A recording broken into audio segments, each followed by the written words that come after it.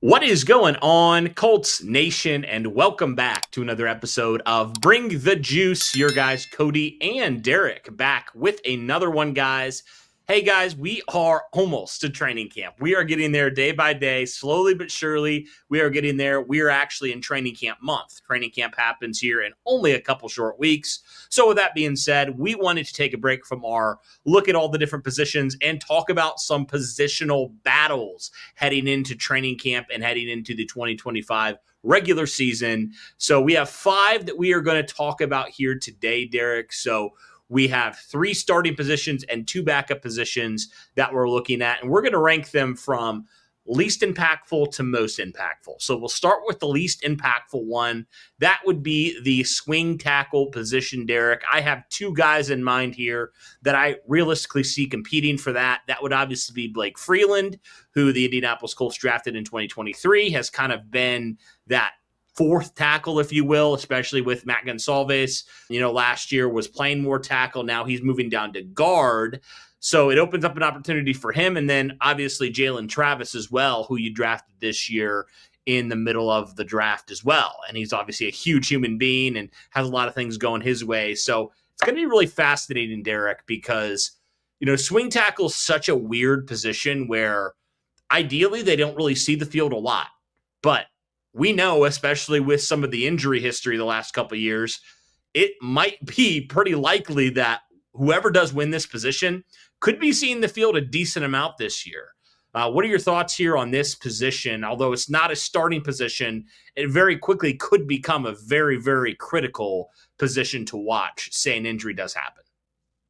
Yeah, it'll be interesting to see if Blake Freeland has improved over the span of the last few years. Obviously, was thrown into a bad situation in 2023, but he was really bad. And then even this last year, when he was asked to kind of, do some more of that right tackle stuff, and even at left tackle when Bernard Ryman was having a few of those issues, he was bad. He was really, really bad. And it would be very nice to be able to have a swing tackle that is going to, be able to be reliable if worst came to worst, where Bernard Ryman or we end up having a Braden Smith problem again, and what that could potentially be. And who knows if Travis is going to end up being the guy for that, right? You drafted him obviously for that reason, but is he going to actually be that, though? Is he going to be any better than Blake Freeland? We don't know. He's certainly a massive human being, even more massive than Blake Freeland, which, again, Blake Freeland, when we drafted him, he was 6'8", 320 pounds. He was a massive human being. And Jordan Travis is even bigger, right? So, it's pretty interesting to see how this will go down, and who knows what's going to end up happening between these two. All I hope is that one of them just becomes reliable.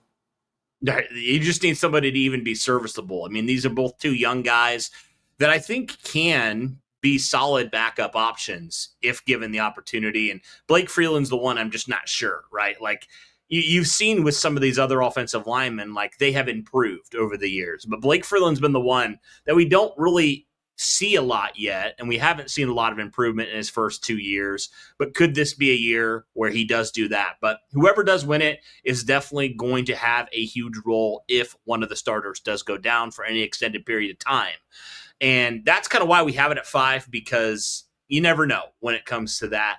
But moving on to the second position, and that I would consider a backup because we obviously know who the starter is going to be. But that running back 2 position is very interesting for me, Derek, because even though this player, whoever it is, and we'll talk about them here in a second, even though whoever does win this isn't going to be a starter, they're likely going to see the field a pretty good amount this year. And the 2 guys that you have competing in here, 2 new guys you added here in the offseason, you have Khalil Herbert, who you signed in free agency, and then DJ Giddens, who you drafted in the 5th round. 2 guys who both definitely have things that you really like about them and think they can really contribute into your offense. But it's going to be fascinating to see who does win that, right? Because Khalil Herbert, he's had success when he's been given opportunities. Last year was kind of a forgettable season for him. He kind of got moved around, didn't get a lot of touches. And DJ Giddens is a guy that's been back-to-back 1,000-yard rusher, in college, and been very, very efficient at his time there at Kansas State. So both these guys definitely have some strengths that you think will really help your football team. But it'll be fascinating to see who does win it and who does get kind of the lion's share of the snaps there behind JT to start it. Yeah, I mean, it'll be definitely fun to watch that as training camp goes along, because it's a great problem to have two more running backs behind your stud running back that, they both have their unique traits and their unique abilities that provide something in the offense, right? Khalil Herbert, a guy that, can be pretty effective, even in offenses when we've seen that he hasn't been in a productive offense, has been able to still produce numbers better than what a lot of people expect. And, only could imagine if you get behind an offensive line like the Indianapolis Colts have that do, all these great things. I could only imagine if he'll have numbers very similar to that. And then obviously when you look at Giddens and what he provides coming out of the backfield and his ability to make people miss, I mean, it's a great aspect to have. And you have that plethora of options. And we know that Jonathan Taylor has had times where, that ankle has bothered him and it has hobbled him, and it can lead to him missing games at times. So, when you have those moments where, JT is, having those injuries, it's nice to be able to have a guy like Khalil who can carry the workload while also knowing that you have a DJ Giddens that can provide an aspect out of the backfield that even Jonathan Taylor can't, right? So it's a great aspect to have for longevity's sake, and just for when we're getting towards the end of the season, and those injuries and the hurts really start happening, and if his ankle's starting to wear down a little bit on him, then you are able to have guys that can do that. But ultimately, which one of them is going to get the majority of the reps? I'd like to think it's Khalil Herbert, just because of his NFL pedigree. Not saying that he's done a ton, but he has been in the NFL. He has shown that he's been able to do a lot. And, it just will come with the territory when it comes to DJ Giddens. But that will definitely be fun to watch, to see who's getting more of the reps in training camp. No doubt. No doubt. All right. So that does it for the two backup positions that these players are going to be battling for. Let's move on to some starting positions now, Derek, that we can highlight. And the first one, and some people, and I know you said when I brought it up, is this really a position battle? But I think it is, in the fact that we saw both these guys play some reps last year. Neither of them were the starter, but they both started games last year for the Colts. You obviously have, Danny Pinter, who you brought in a number of years ago. You drafted back in 2020. He's kind of been a backup fill guy.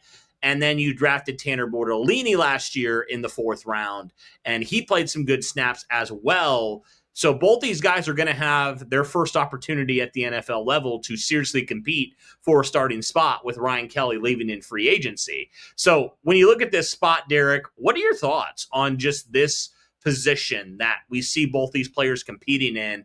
Because on one hand, you have, Pinter, who's been here for a long time, who never has really gotten a chance to start at center. And then you have the new kid, Tanner Bortolini, who everybody has been saying, since he got drafted, this is the guy who's going to be the center of the future for you. So what are your thoughts on this battle that's going to ensue here when it comes to the starting center position? Yeah, when it comes to this center position, I will probably be one of those that doesn't really see it as a battle. I know that Tanner Bortolini is the center of the future for this team, or at least it certainly looks like as of right now. And, again, he played the majority of last year because, Ryan Kelly was having issues with the injuries all the time.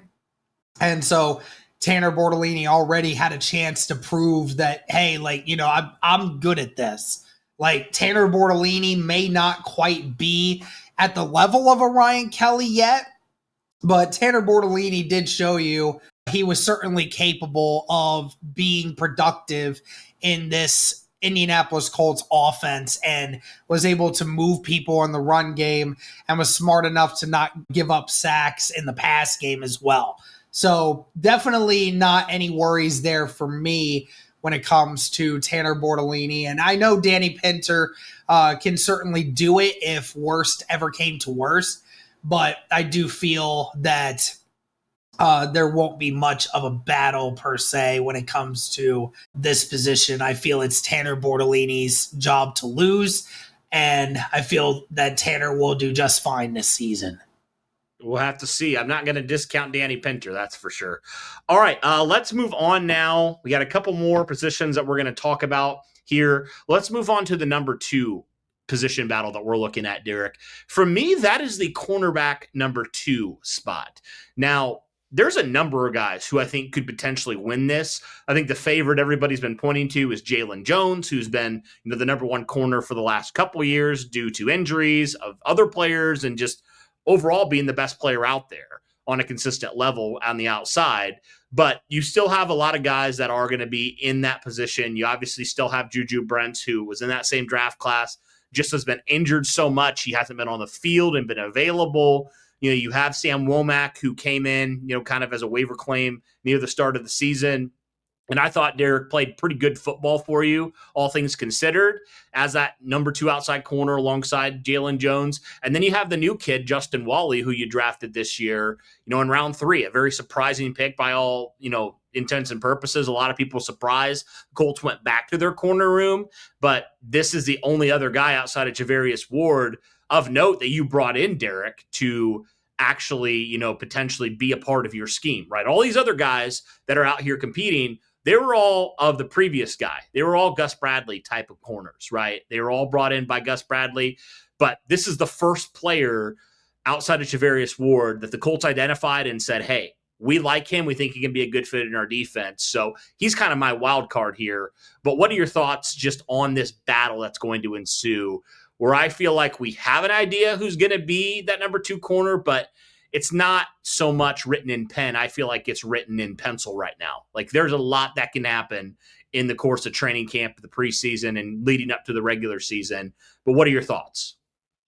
Well, I mean, certainly still feel that, Jalen Jones is the guy for that spot. And, I definitely will still continue to feel that way until proven otherwise.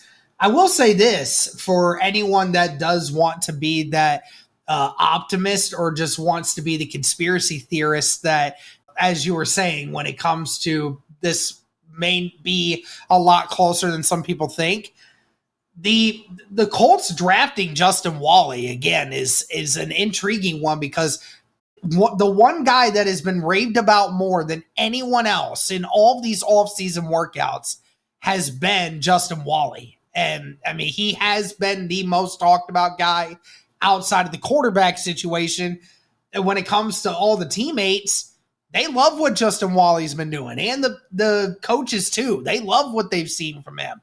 So, I mean, yeah, is it really that crazy to believe that a new defensive coordinator who had a hand in drafting this other guy in a position in which we said we didn't think we needed, and you still drafted him anyway, and to think he might potentially get some more snaps than maybe a Jalen Jones?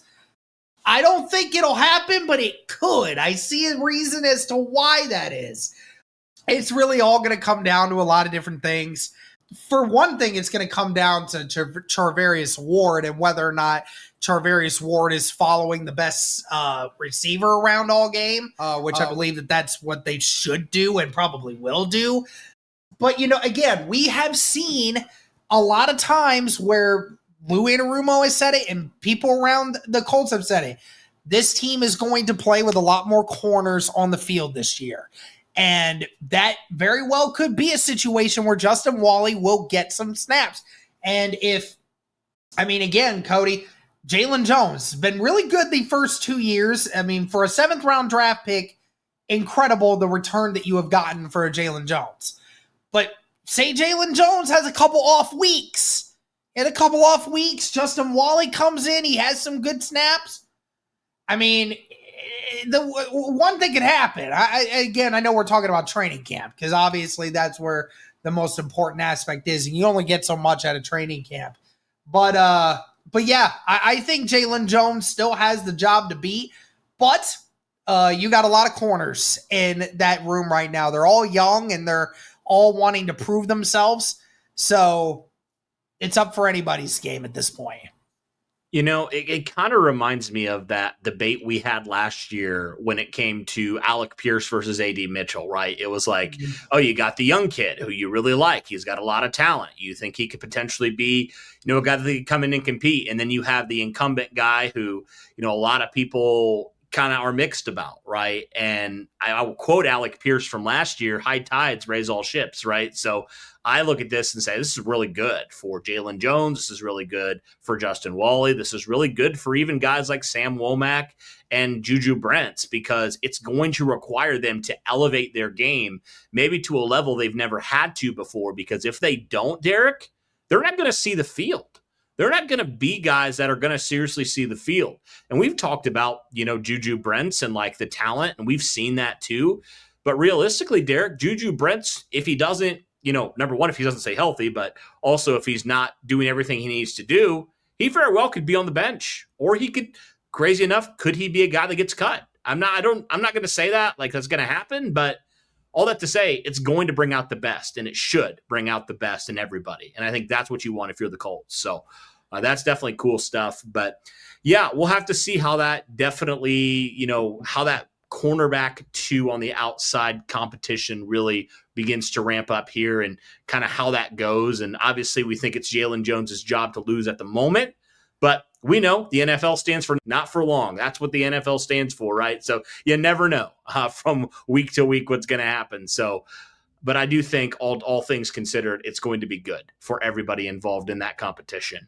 All right, let's move on now to the number one competition. It was going to be evident, the competition that everybody was going to talk about, the quarterback 1 competition. You have Anthony Richardson, you have Daniel Jones, who are going to be competing. We heard reports about Daniel Jones having I'll quote, significant lead over Anthony Richardson so far, but as I said with the cornerback position, you never know. It's very subject to change on a week-to-week basis. And so the good news for Anthony Richardson is that he is going into training camp fully healthy, and he's going to have an opportunity to take back that starting position.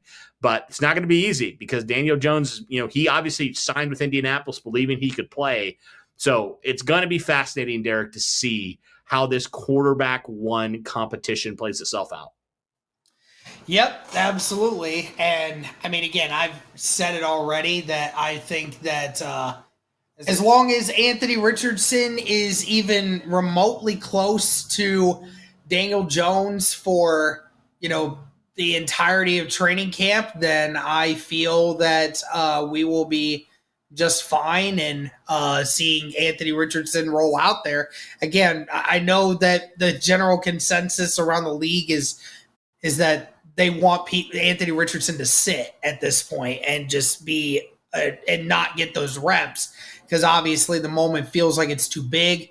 But I mean, you've already committed to this guy. Give him the reps, see what he does, and if he continues to not be good, then we'll have to make a decision at some point. But again, this kid's still young. He's still learning. He's got to get more reps. He's got to get better. But ultimately, it's the injuries that are going to be the main concern when it comes to this. But if he can just stay healthy, I feel like he'll beat out Daniel Jones going into this year for sure. I don't know, Derek. I mean, Daniel Jones, I know it's not super exciting, but Daniel Jones is far more consistent so far than Anthony Richardson has been. And again, that's not saying much because JR has been not very consistent at all. And neither of these quarterbacks were good last year. But I don't think it's going to be just if Anthony Richardson stays healthy, he's going to just automatically blow Daniel Jones away. I think it's going to be a real competition. I really do. Oh, yeah. I'm not saying I don't think it's going to be a real competition. I just feel like if Anthony Richardson is on the same level, like if there's not a clear distinction that Daniel Jones is just a class above Anthony Richardson in the category of how to lead this offense, then I feel that that it's going to be Anthony Richardson. Like, even if Daniel Jones had a slight advantage over Anthony Richardson, I still feel Anthony Richardson is going to get the star. As long as there is just a slight difference. If there's a major component, then we have that. Then we start having the conversation of Daniel Jones, in my opinion. I personally look at it as like Steichen and Ballard, this is it for them. They have to win. That's what I think. That's what matters. Agree with it or not, whether or not that means Daniel Jones or Anthony Richardson plays. I think they will put out the best quarterback that they believe will give them the best chance to win. So that's kind of why I say Daniel Jones. I'm not going to count it out at all. And I think he has as good. Right now, I'm 50-50 on it. I really am. So I don't know, though. It's we'll see. I mean, we could be talking in a year from now with a completely new coaching staff, new GM, and new quarterback. I mean, we're to that point where we're kind of at a breaking year for a lot of people. It's all right. Like, what's that phrase? It's like either crap or get off the pot. That's where we're at right now with everybody involved, including the quarterbacks. So, yeah, it's going to be interesting. And I know some people aren't super excited, but I'm just fascinated. And that's the one everybody's going to talk about. That's the one that's going to dictate whether or not the same people that are in charge now are in charge, even Derek, at the end of this year, honestly. So we'll have to see, guys, but let us know your thoughts here on this competition for all these different positions ahead of training camp, and give us your thoughts in the comments down below. But, guys, that'll do it for this one. Thank you so much for tuning in. We greatly appreciate it. And as always, guys, go Colts.